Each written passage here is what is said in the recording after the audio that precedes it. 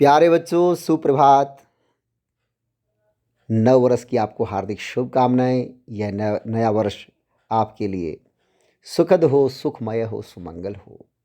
इन्हीं मंगल कामनाओं के साथ आज मैं राजेश शर्मा पुनः उपस्थित हूँ एक नया विषय लेकर। उपविषय हमारा रहेगा पर्यावरण। प्यारे बच्चों, हमने 10 पाठ हम कर चुके हैं, अर्थात पाठ्यक्रम का अंतिम जो आपका हमारा जो पाठ है वो है पर्यावरण, जो एक बहुत ही सुंदर, बहुत अच्छा है। ये केवल पाठ पढ़ने का ही नहीं, अपितु जीवन में धारण करने का ये पाठ है। अब प्यारे बच्चों, पर्यावरणम का अर्थ क्या है? परितः आवरणम इति पर्यावरण, अर्थात जो हमें चारों ओर से हमें घेरे हुए है, चारों ओर से हमें ढके हुए है, वो पर्यावरण है। आपको जहाँ भी दिखाई देता है, चाहे वो हवा है, पानी है, ये जितना भी आपको चारों ओर से वातावरण जो दिखाई देता है, पर्यावरण है। और पर्यावरण हमारे जीवन का आधार है। अब ये पर्यावरण किस तरह से शुद्ध हो, कैसे हो, ये कलुषित होता है, प्रदूषित होता है तो कैसे होता है, शुद्ध करना हो तो कैसे करें, ये सारा इस पाठ में हमें पढ़ने को मिलेगा, देखने को मिलेगा। ये कैसे बनता है, किन किन का जो है इसमें योगदान होता है, किन किन चीज़ों की तरफ हमें ध्यान देना चाहिए, पर्यावरण जो है किन चीज़ों से हमें ढके हुए है, ये सारी बातें इस पाठ में हमें पढ़ने को मिलेंगी। तो प्यारे बच्चों, इस पाठ को हम पढ़ते हैं। तो सबसे पहले हम इसकी भूमिका को जान लें कि क्या है इसमें। पर्यावरणम, एक तो जो पर्यावरणम का जो अगर संधि विच्छेद करें तो परि प्लस आवरणम, इसमें यण संधि है। परि प्लस आ प्लस व्री धातु ल्युट प्रत्यय से पर्यावरण शब्द बनता है। अगर हम सारा इसको खोल करके देखें तो परि उपसर्ग, आ उपसर्ग, व्री धातु और ल्युट प्रत्यय से पर्यावरण शब्द का निर्माण हुआ। और पर्यावरण, अगर इसका हम समास विग्रह करें तो परितः आवरणम इति पर्यावरणम। अगर इसका संधि विच्छेद करें तो परि प्लस आवरणम, यण संधि। तो आओ अब इसकी पहले हम भूमिका पढ़ लेते हैं। प्रस्तुत पाठ्यांश पर्यावरण को ध्यान में रखकर लिखा गया एक लघु निबंध है। यानी जो ये पर्यावरण, जो ये पाठ है, ये एक लघु छोटा सा एक निबंध है।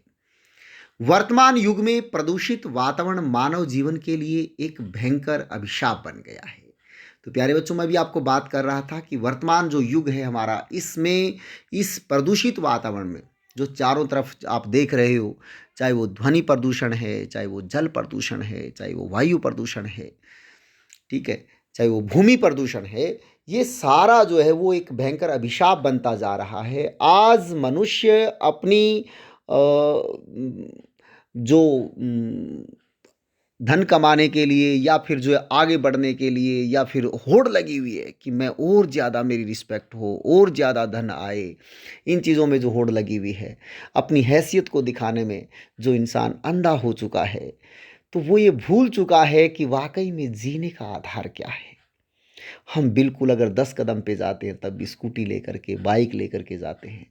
तो ये आज जो वातावरण में आप देख रहे हो, ये हर तरह का परिवर्तन जिसको हम ग्लोबल वार्मिंग बोलते हैं, ये सभी इसी का परिणाम है। तो प्यारे बच्चों, आइए आगे बढ़ते हैं। वर्तमान युग में प्रदूषित वातावरण मानव जीवन के लिए एक भयंकर अभिशाप बन गया है। नदियों का जल कलुषित हो रहा है, वन वृक्षों से रहित हो रहे हैं, मिट्टी का कटाव बढ़ने से बाढ़ की समस्याएं बढ़ती जा रही हैं। कि नदियों का जल प्रदूषित होना, कलुषित होना, ये नदियों का जल फैक्ट्रियों के माध्यम से हम गंदगी डालते हैं, या फिर जो है ऐसे चलती हुई नदी में हम डालते हैं। घर का कोई पूजा का सामान बच गया, वो सारा हम गंद उसमें नदी में डालते हैं। तो ये क्या है? वातावरण इससे प्रदूषित ही होगा। जो भी पूजा का सामान है, पूजा की जो राख है या फिर अन्य कोई भी है, तो उसको हम जो अपने खेत में डाल दें, लेकिन हम जल में हमें नहीं डालना चाहिए। वन वृक्षों से रहित हो रहे हैं, इंसान अपने स्वार्थ के लिए सारे वृक्षों को काटता हुआ जा रहा है। मिट्टी का कटाव बढ़ने से बाढ़ की समस्याएं बढ़ती जा रही हैं। कल कारखानों और वाहनों के धुएं से वायु विषैली हो रही है। वन्य प्राणियों की जातियां भी नष्ट हो रही हैं। वैज्ञानिकों के अनुसार वृक्षों एवं वनस्पतियों के अभाव में मनुष्य के लिए जीवित रहना असंभव प्रतीत होता है। पत्र, पुष्प, फल, काष्ठ, छाया एवं औषधि प्रदान करने वाले पादपों एवं वृक्षों की उपयोगिता वर्तमान समय में पूर्व अपेक्षा अधिक है। ऐसी परिस्थिति में हमारा कर्तव्य है कि हम पर्यावरण के संरक्षणार्थ उपाय करें। वृक्षों के रोपण, नदी जल की स्वच्छता, ऊर्जा के संरक्षण, वापी, कूप, तड़ाग, उद्यान आदि के निर्माण और उनको स्वच्छ रखने में प्रयत्नशील हों ताकि जीवन सुखमय एवं उपद्रव रहित हो सके। तो प्यारे बच्चों, ये इसकी भूमिका थी पाठ की कि हमें जो है वृक्षों, आज ये धुआं अगर बढ़ रहा है तो क्या कारण है। ये कल कारखाने जितने भी, इनमें जो निकलने वाला जो धुआं है वो बहुत विषैला होता जा रहा है और जिसके कारण जो वायु प्रदूषण बढ़ता जा रहा है। तो आइए हम पाठ को पढ़ते हैं और मैं जहाँ जहाँ आपको ये बताऊं, जिस जिस शब्द की जो उसको आप विशेष कार्य में लिखोगे, हम पहले, हमारा वही तरीका रहेगा, वही विधि है कि हम पहले एक बार संस्कृत से आदर्श वाचन करेंगे, उसके पश्चात हर एक शब्द पर हम थोड़ा गौर करते हुए, जब मैं बताऊं कि इसमें प्रत्यय कौन सा है या शब्द कौन सा है या फिर विभक्ति कौन सी है या फिर संधि कौन सी है या फिर विशेषण विशेष्य कौन से हैं, तो उसको आप विशेष कार्य में लिखोगे उस शब्द को। जैसे मैंने पर्यावरण के विषय में बताया, तो पर्यावरण के विषय में आप लिखोगे आप अच्छे से। पर्यावरण के विषय में पुनः बता देता हूँ। परि प्लस आवरणम, इसका संधि विच्छेद। परितः आवरणम, ये इसका समास विग्रह। और यदि हम करें इसको बना कैसे ये पर्यावरण शब्द, तो परि उपसर्ग, आ उपसर्ग, व्री धातु, ल्युट प्रत्यय से पर्यावरण बना। ये आप पूरा इसमें विशेष कार्य में अपने लिखोगे। तो आइए, प्रकृति ही समेषां प्राणिनां संरक्षणाय यतते। कहता प्रकृति ही समेषां प्राणिनां संरक्षणाय यतते। प्राणिनां षष्ठी विभक्ति बहुवचन, संरक्षणाय चतुर्थी विभक्ति एक वचन। उपसर्ग कौन सा है संरक्षणाय में? सम।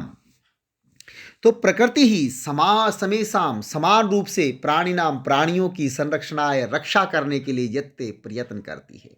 जो प्रकृति है जिससे हम बने हुए हैं, यानी इंसान क्या, हर जो वस्तु जो आपको दिख रही है, जितनी भी सजीव वस्तुएं हैं, वो सब प्रकृति की देन है। तो कहता है प्रकृति क्या करती है, प्रकृति समान रूप से प्राणियों की रक्षा के लिए प्रयत्न करती है, क्योंकि प्रकृति माता है और हम उसके बच्चे हैं, हम उनसे बने हैं। तो इसलिए प्रकृति क्या करती है, प्रकृति का अपना कर्तव्य बनता है कि प्रकृति समान रूप से प्राणिनाम, प्राणियों की संरक्षणाय, रक्षा के लिए यतते, प्रयत्न करती है, कोशिश करती है। यतते, यतेत, यतन्ते, ये जो है आत्मनेपद में चलती है, ये जैसे सेवते, सेवते, सेवन्ते। अब इयम सर्वान् पुष्णाति विविधैः प्रकारैः तर्पयति च सुख साधनैः। कहता इयम, इयम कौन? प्रकृति। ये इयम किसके लिए आया? प्रकृति के लिए। क्यों? क्योंकि बेटा इदम शब्द जो है वो अगर करते हैं तो ये कहाँ बनेगा? अयम बनता है पुल्लिंग में, इयम बनता है स्त्रीलिंग में और इदम बनता है नपुंसकलिंग में। तो इयम प्रकृति के लिए आया क्योंकि वो स्त्रीलिंग है। इयम, यह कौन? प्रकृति। सर्वान, सभी को, पुष्णाति, इसका पालन पोषण करती है। कैसे? विविध प्रकार, अनेक प्रकार से, अनेक प्रकार से। हम हवा के माध्यम से, जल के माध्यम से, पेड़, अच्छे अच्छे जो पदार्थ हैं उनको, जो है जैसे फल हैं, अन्न है, वो में खिला करके अनेक प्रकार से हमें जो है हमारा पालन पोषण करती है। तर्पयति च सुख साधनी, और सुख साधनों से, कितने कितने सुख साधनों से तर्पयति, हमें संतुष्ट करती है। अब सुख साधन कौन से हैं? अब ये सुख के साधन ही तो हैं, हवा, जल, और जो है हवा दे दिया, जल दे दिया, अच्छे अच्छे खाने के पदार्थ दे दिए, अन्न दे दिया, जितनी भी चीज़ें हमें खाने के लिए मिलती है, जिसका हमारा आधार है जीने का, ठीक है, जिसके बिना हम जी नहीं सकते, तो वो सारा किसने दिया? हमें प्रकृति ने दिया। तो प्रकृति जो है क्या करती है? यह प्रकृति सर्वान पुष्णाति, सभी का पालन पोषण करती है, अनेक प्रकार से पालन पोषण करती है और अपने सुख साधनों से तर्पयति, संतुष्ट करती है। कौन? प्रकृति। तो देखिए, पृथ्वी, जल, तेजो, वायु, आकाश च अस्या प्रमुखानि तत्वानि। अब देखिए, विविधै प्रकारैः, कौन सी प्रकार में? तृतीया विभक्ति बहुवचन, सर्वान द्वितीया एक वचन, इयम प्रथमा विभक्ति एक वचन। सुख साधने, पृथ्वी, जल, तेज, वायु। पृथ्वी है, जल है, तेज है, वायु है, आकाश, और आकाश, अस्याः प्रमुखानि तत्वानि, इसके प्रमुख तत्व हैं। अस्याः कस्याः? प्रकृत्याः, प्रकृति के। तो कहता है इस प्रकृति के, अस्याः, देखिए अस्य पुल्लिंग होता, अब अस्या आया तो कि मतलब क्या हुआ, प्रकृति के लिए। कहता अस्या इसके यानी इस प्रकृति के प्रमुख तत्वानि, प्रमुख तत्व हैं पृथ्वी, जल, तेज, वायु और आकाश। ये 5 तत्व हैं प्रकृति के। ठीक है, पांचों तत्व इस प्रकृति के ही देन है जिससे हमारा शरीर बना है। अगर आपके कहे पूछे भी शरीर किन से बना है, तो शरीर को लिए 5 तत्वों से बना है। और वो 5 तत्व कौन कौन से हैं? पृथ्वी, जल, तेज, वायु और आकाश। ये मानो कि प्रकृति के ही 5 पुत्र हैं। तानि एव मिलित्वा पृथक्तायाः वास्माकं पर्यावरणं रचयन्ति। और तानि एव, वे ही, वे कौन? वे ये पृथ्वी, जल, तेज, वायु, आकाश, वे ही मिलित्वा मिल करके पृथकताया अलग अलग से अस्माकम पर्यावरण रचयन्ति, हमारे पर्यावरण की रचना करते हैं। जो ये पर्यावरण बना है वो इन 5 का एक संयोग है, 5 का मेल है। और 5 के मेल से ही हमारे पर्यावरण की रचना होती है। तो देखिए तानेव, तानी प्लस एव, यण संधि। ठीक है, प्रमुखानि तत्वानि, ये सारे जो हैं प्रमुख तत्व। अब प्रमुखानि तत्वानि, जो तत्व है तत्व का विशेषण हो गया प्रमुख। ठीक है, विशेषण विशेष से पूछे तो प्रमुखानि तत्वानि, तो इसका विशेषण हो गया। जैसे विविधई प्रकार है, तो प्रकार का विशेषण हो गया विविधई। दोनों का हमेशा विशेषण और विशेष्य में प्यारे बच्चों जो है वो एक समान विभक्ति होती है, एक समान लिंग होते हैं, एक समान वचन होते हैं। तो देखिए प्रमुखानि तत्वानि विविधई प्रकार ही, ये सारे जो हैं विशेषण विशेष्य हैं। तान्येव, तानि प्लस एव, मिलित्वा मिल धातु कत्वा प्रत्यय पृथक तया, पृथकतया तृतीय विभक्ति एक वचन, लतया वास्माकम पर्यावरणम रचयन्ति, पर्यावरण की रचना करते हैं। देखिए तानि वे ही, तानि एव वे ही मिलित्वा मिल करके पृथकतया अलग अलग से अस्माकम हमारे पर्यावरणम रचयन्ति, पर्यावरण की रचना करते हैं। अस्माकम षष्ठी विभक्ति एक वचन बनता है ना उसमें, सॉरी उसमें बहुवचन, बहुवचन जो है अस्य अनयो अस्माकम, तो उसमें इदम शब्द की षष्ठी विभक्ति का बहुवचन, पर्यावरणम रचयन्ति। अब पूछ ले रचयन्ति इति क्रियापदस्य कर्तृपदम किम, तो कर्तृपद क्या होगा? कौन रचना करते हैं? तानि एव, तानि वे, तो इसका तानि जो है इसका कर्तृपद हो जाएगा। आवृयते परितः समन्तात लोको अनेन इति पर्यावरणम। कहता है आवृयते, ढका हुआ है, परितः चारों ओर से, लोकः संसार, अनेन इति पर्यावरणम, और इसी से ही पर्यावरण बनता है। कहता पर्यावरण किसे कहते हैं? कहता अनेन, इसके द्वारा ही, परितः चारों ओर से, समन्तात अच्छी प्रकार से, आवृयते ढका हुआ है, क्या? लोक है संसार, संसार जिससे चारों ओर से ढका हुआ है उसका नाम पर्यावरणम, पर्यावरण है। तो लोको अनेन इति, तो लोकः प्लस अनेन प्लस इति, तो इसमें हो गया जो चारों ओर से संसार को जो ढके हुए है उसको पर्यावरण कहते हैं। कहता है यथा, जैसे अजात शिशु, अजात मतलब जो भी पैदा नहीं हुआ है, यथा अजात शिशु मातृगर्भे सुरक्षितः तिष्ठति तथैव मानवः पर्यावरण कुक्षौ। कहता है यथा, जैसे अजात शिशु, जो अभी उत्पन्न नहीं हुआ शिशु, ऐसा बच्चा, मातृगर्भे माता के गर्भ में, सुरक्षितः तिष्ठति, सुरक्षित तिष्ठति रहता है, तथैव वैसे ही मानव, मानव पर्यावरण कुक्षौ, पर्यावरण की गोद में सुरक्षित रहता है। कि जैसे जो हम देखते हैं कि जब बच्चा पैदा नहीं होता तो वो माँ के गर्भ में बड़े ही अच्छे ढंग से वो सुरक्षित रहता है और माँ उसकी हर तरह से देखभाल करती है, तथैव वैसे ही हम पर्यावरण की गोद में सुरक्षित रहते हैं। तो अब तथैव, तथा प्लस एव, अजात शिशु मातृगर्भे, गर्भे सप्तमी विभक्ति एक वचन, सुरक्षितः प्लस तिष्ठति, संधि विच्छेद क्या होगा? सुरक्षितः प्लस तिष्ठति, कुक्षौ सप्तमी विभक्ति एक वचन। तो कहता है परिष्कृतम प्रदूषण रहितं च पर्यावरणम् अस्मभ्यं सांसारिकं जीवन सुखम सद्विचारम सत्य संकल्पम मांगलिक सामग्रियं च प्रददाति। कथा परिष्कृतम, जो कथा परिष्कृत क्या होता है? शुद्ध, शुद्ध प्रदूषण रहितम और प्रदूषण रहित पर्यावरण, पर्यावरण ही अस्मभ्यम हमको सांसारिक जीवन सुखम, संसार के जीवन सुख। अब सांसारिक जीवन सुख क्या होते हैं? संसार के जीवन सुख ही होते हैं कि शरीर हमारा स्वस्थ रहे, अच्छी चीज़ खाने को मिले, ये सांसारिक जीवन सुख है। सद्विचार, अच्छे विचार, कहता है अगर शुद्ध वातावरण होगा तो हमें क्या लाभ मिलेगा? तो कहता परिष्कृतम प्रदूषण रहितम पर्यावरण, अगर शुद्ध प्रदूषण से रहित अगर पर्यावरण होगा तो अस्मभ्यम, हमको वो उससे हमें क्या मिलेगा? हमको सांसारिक जीवन सुख, संसार के जीवन, संसार के जितने भी सुख हैं जीवन के वो सारे सुख मिलेंगे। सद्विचारम, अच्छे विचार, सत्य संकल्पम, और सत्य संकल्प मिलेगा। सत्य संकल्प मतलब सत्य बोलने का, हमें जो है एक प्रतिज्ञा करने का, मन में जो है कोई एक चीज़ ठान ले कि मेरे को ये काम करना है, तो वो उत्साह, वो आत्मविश्वास, और दूसरा जो है अच्छे विचार, ये जीवन के सुख और मांगलिक सामग्री, और जो मंगलिक, जो मांगलिक सामग्री मतलब कल्याणदायक जो सामग्री है, सामग्री मतलब सामान, वो प्रददाति, वो देता है। कौन? वो अच्छा पर्यावरण।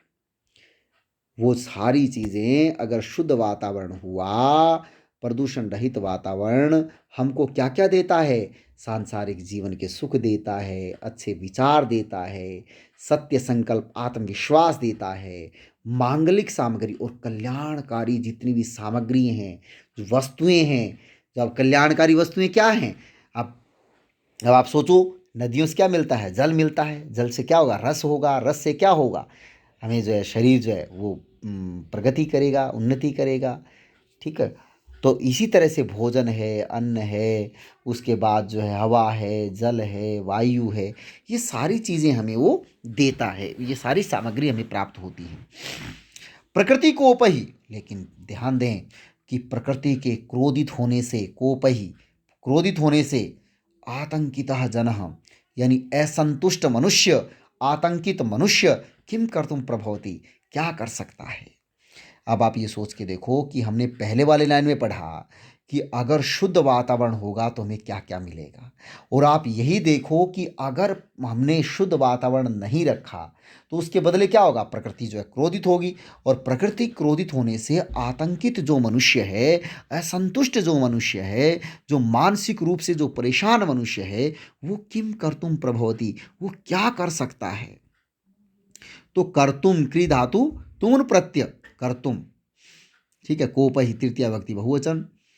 जल प्लावन ही, अगर आतंकित मनुष्य, अगर प्रकृति क्रोधित होगी तो क्या होगा? जल प्लावन ही, बाढ़, अग्नि भय, अग्नि भय ही, बाढ़ हो गया, अकाल पड़ गया, और फिर जब भूकंप ही, भूकंप, भूकंपों से, जल प्लावन ही, जल के प्लावन से यानी कि बाढ़ से, और उसके बाद जो है अग्नि भय ही, अग्नि के भय से, भूकंप ही, भूकंपों से, वात्य चक्र ही, आंधी बवंडर तूफानों से, और उल्कापात आदि, और उल्कापात, उल्कापात होता है आकाश से पत्थरों का गिरना, इस प्रकार से उल्काओं का गिरना, उल्काओं के गिरने से, संतप्तस्य मानवः मानवम कव कव क्व मंगलम, कि संतप्त मानव यानी कि दुखी मानव का कहाँ मंगल हो सकता है? अगर प्रकृति क्रोधित हुई तो इस प्रकार से जल प्लावन यानी बाढ़ से, अग्नि के भय से, भूकंप से, और वात्या चक्र यानी कि तूफानों से, उल्काओं के गिरने से दुखी मानव का कहीं भी कोई मंगल नहीं हो सकता। अर्थात यदि प्रकृति अपने समान रूप से, वो अगर उसका साथ समानता हम बना करके रखेंगे, उसके अनुसार हम चलेंगे, तो ये चीज़ें नहीं आएंगी, वरना तो ये चीज़ें आएंगी तो मनुष्य का फिर कल्याण कहीं भी नहीं हो सकता। अर्थात प्रकृति का असंतुष्ट होना वो मनुष्य के लिए खतरे से खाली नहीं है। तो आज जो हम देख रहे हैं चारों तरफ, जो इस तरह की जो बातें आ रही हैं, यानी कि ऋतुओं का परिवर्तन होना, ऋतु जो समय पर आती थी, अगर आप जो अपने दादा से, परदादा से, यानी नाना जी से, नानी जी से, दादी जी से, जो पुराने जो जितनी भी उम्र के जो लोग हैं उनसे अगर आप बातें करोगे तो वो बताएंगे आपको कि पहले जो है ऋतु के अनुसार बारिश होती थी, ऋतुएं जब परिवर्तित होती थी तो उसका आनंद ही कुछ अलग होता था। तो लेकिन अब ये इतना ज़्यादा क्यों है?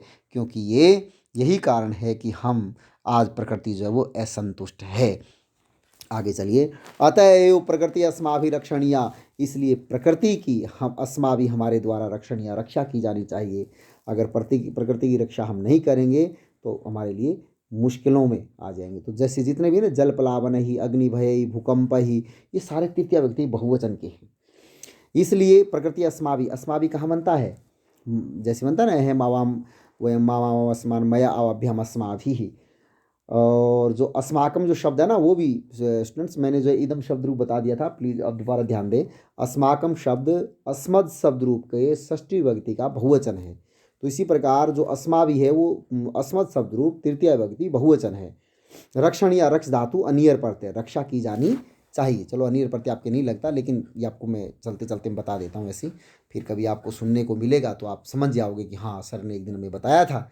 तो इसलिए जो चीज़ें आपको लगती हैं वो आपको ले लेनी है, और जो चीज़ें नहीं लगती तो उसको आपको सुन लेना है। तो सुनने से भी आपका ज्ञान बढ़ेगा। तो अब आगे कहता है कि इसलिए अतएव इसलिए प्रकृति अस्माभिरक्षण, या प्रकृति की हमारे द्वारा रक्षा की जानी चाहिए। तेन च पर्यावरणम रक्षितम भविष्यति, तेन उसी से ही पर्यावरण रक्षित होगा। अगर उसी से मतलब प्रकृति से ही, उस प्रकृति से ही पर्यावरण रक्षित होगा। प्राचीन काल में लोक मंगल संचिनम ऋषयो वने निवसन्ति स्म।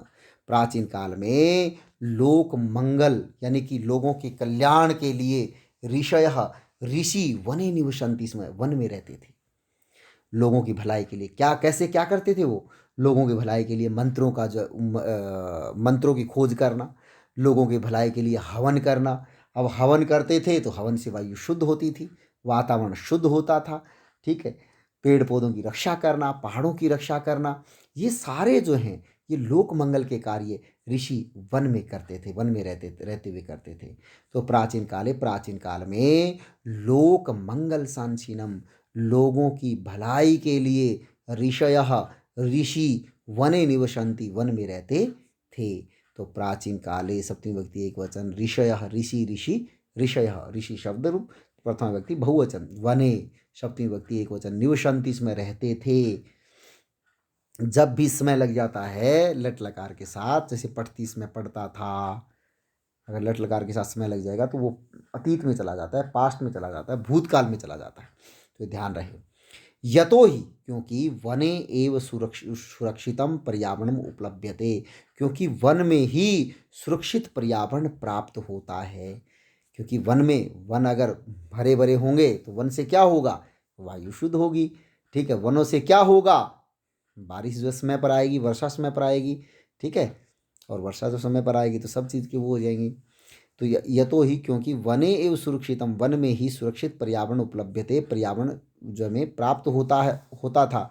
पर्यावरण अच्छा शुद्ध वातावरण, शुद्ध जो पर्यावरण प्राप्त होता, यानी शुद्ध वातावरण में मिलता था। विविधा विहगा, और अनेक प्रकार के देखिए विविधा विहगा, विविधा क्या है इसका? विहगा होता पक्षी, तो विहगा का विशेषण है विविधा।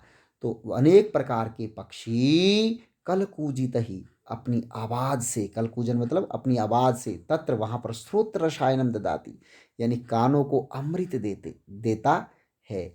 यानी उनका जो आवाज़ है, कलकूजन है, उनकी जो आवाज़ है, उस आवाज़ से एक जो है क्या मिलता था?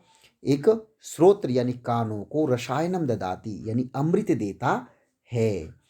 तो इसलिए अनेक प्रकार के पक्षियों का जो कलरव है, जो आवाज़ है, वो कानों को अमृत प्रदान करता है, अमृत देता है।